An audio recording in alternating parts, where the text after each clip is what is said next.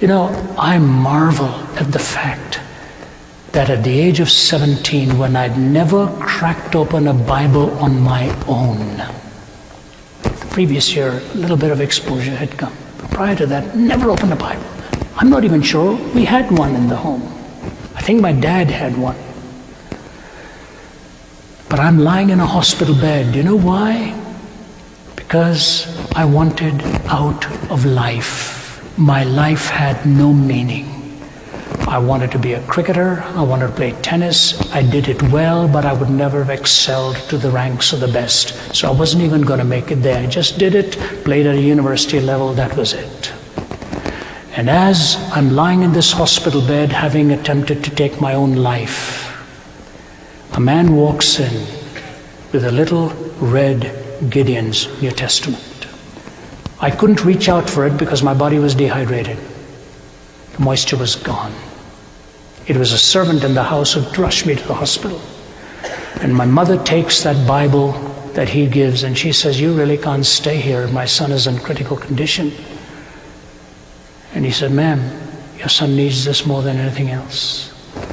And so he opens to John chapter 14, where Jesus is talking to Thomas. "I'm the way, the truth, and the life. No one comes unto the Father except through me." And then he goes on in verse 19 and says, "Because I live, you also shall live."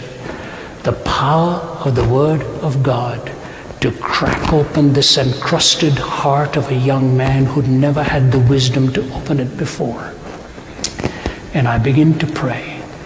And I say, "Lord, if you are the Lord of life, take me out of this hospital room. I will leave no stone unturned in my pursuit of truth." That day is so vivid in my mind.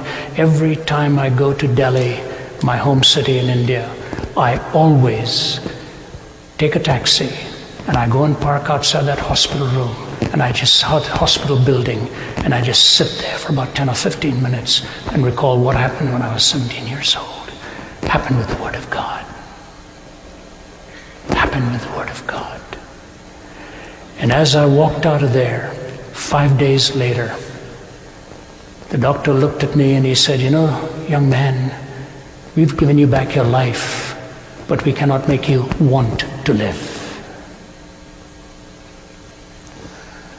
I just said, "Doctor, you don't need to worry about that."